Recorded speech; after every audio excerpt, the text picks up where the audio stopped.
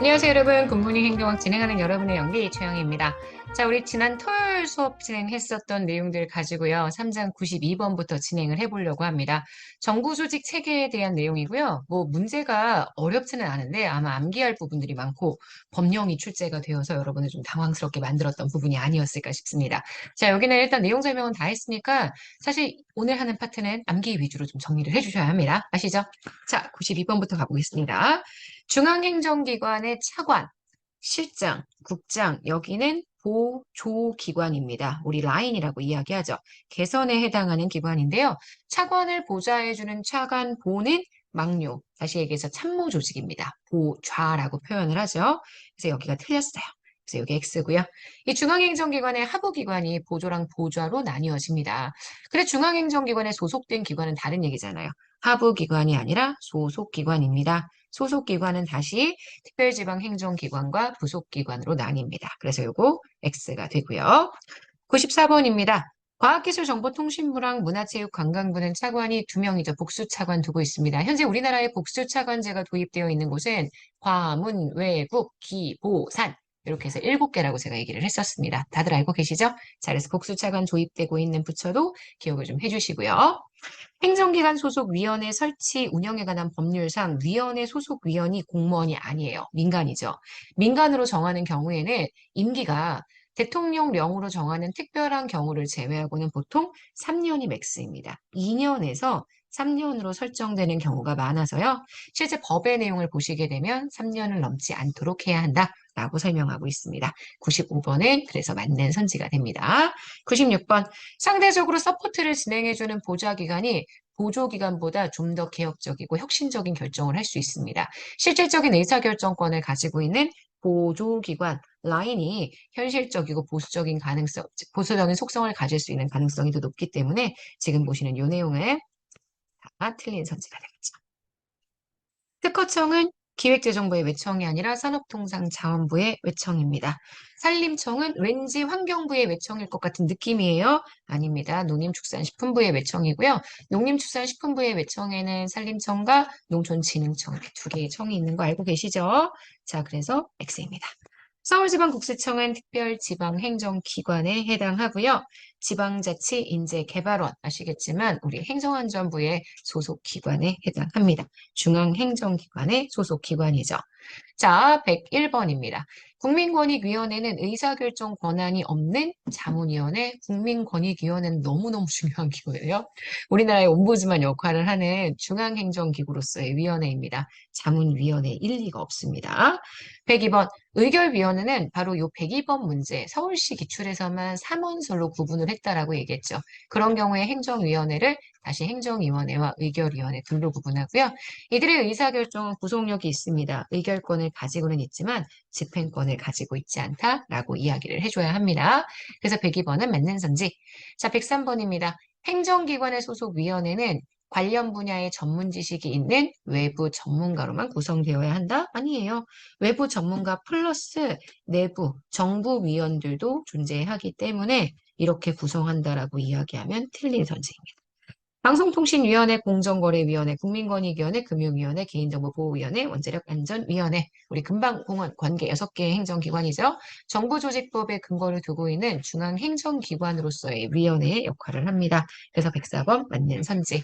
방송통신위원회만, 이들 위원회 중에 방송통신위원회만 국무총리가 아니라 대통령의 소속위원회입니다. 그래서 X죠. 106번 여기서부터 책임운영기관 들어가고요. 책임운영기관은 다들 아시겠지만 공공성이 강합니다. 근데 성과도 관리를 할 수 있어요.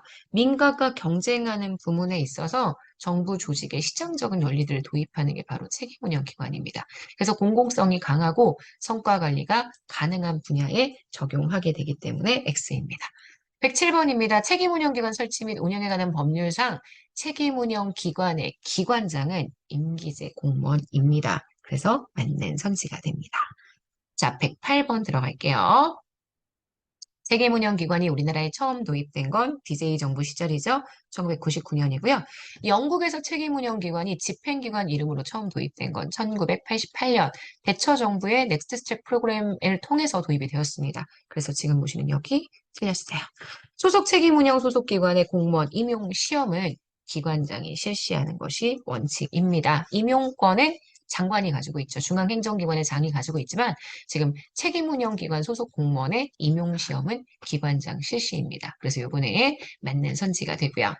자체 수입만으로 운영이 곤란한 책임운영기관에 대해서는 경상적 성격의 경비를 일반 회계에 계상해서 책임운영기관 특별회계에 전입할 수 있습니다. 나중에 재무 가서 다시 한번 얘기하겠지만 일반 회계와 특별회계 사이에 상호 자유로운 전출이 가능하고요. 지금처럼 자체 수입으로 운영이 곤란한 책임운영기관이다. 특별회계를 운영하고 있는데 일반 회계에 계상해서 전입이 가능하다라고 얘기하고 있는 거죠. 그래서 110번 이거 만든 선지가 될 거고요. 111번 계급별 정원은 4급 이상의 공무원 경우 대통령령으로 5급 이상의 공무원의 경우 부령으로 완전 틀렸죠. 총 정원은 대통령령이고요. 각 계급별 고위공무원단 얼마나 둘지 이런 세부적인 내용은 총리령 아니면 부령입니다. 그래서 11번 틀렸고요. 자, 그 다음 공기업 들어갈까요? 주식회사용 공기업이라고 되어 있죠? 주식회사용 공기업은 정부 조직이 아닌 우리 법인형 공기업을 얘기하고요. 법인형 공기업 중에 주식회사를 통한 공기업은 특별법이나 상법으로 설립이 됩니다. 일반 행정기관에 적용되는 조직 인사원칙이라고 한다면 이건 정부기업이란 얘기인데요. 정부기업에는 해당하지 않습니다. 그래서 X가 되겠죠. 지방자치단체가 설립하고 그 운영에 관여하는 기관은 지방공기업입니다. 기재부 장관은 지방공기업을 공공기관으로 지정할 수 없습니다. 자, 기재부 장관은 매년 직원 정원 100인 이상의 공공기관, 이게 올해 1월 달 개정됐던 것 알고 계시죠? 지금 보시는 공공기관 운영에 관한 법률 시행령의 내용들이 개정이 되면서 이제는 300인 이상의 공공기관에 전체 총수입이 200억, 그 다음 자체 수입이 30억 이상인 경우에 공공기관과 준정부기관의 지정이 가능합니다. 그래서 114번 틀렸습니다. 자, 위탁집행형 준정부 기관의 대표적인 사례 중에 하나가 도로교통공단이죠. 다 외우실 필요 없다라고 얘기했었어요. 우리 일반적인 사례들 몇 가지만 기억해 주시면 되고요. 그나마도 이 공공기관 고시는 1월 달에 매번 기재부가 그 전년도의 실적을 통해서 진행을 하기 때문에 요거는 1월 달에 고시되는 내용들을 확인해 주셔야 된다고 말씀드렸습니다. 물론 1월 달에 유튜브를 찍어서 제가 여러분들 다시 한번 정리해 드리고요. 자, 한국철도공사는요. 공공서비스 공급 주체 중 정부 부처의 공기업은 절대 아닙니다. 정부 부처형이 아니라 한국철도공사는 일단 지금의 분류 기준으로는 준시장형 공기업에 해당하게 되겠죠. 그래서 116번, 이건 틀린 선지고요.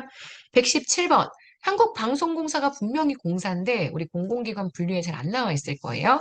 한국방송공사와 교육방송공사 이렇게 두 가지는 아시겠지만 공공기관 지정 분류를 따로 하지 않습니다. 우리 방송의 공정성을 위해 정치적 중립성을 위해 공공기관 지정을 따로 하지 않기 때문에 준시장형 공기업에 해당한다고 볼 수가 없습니다.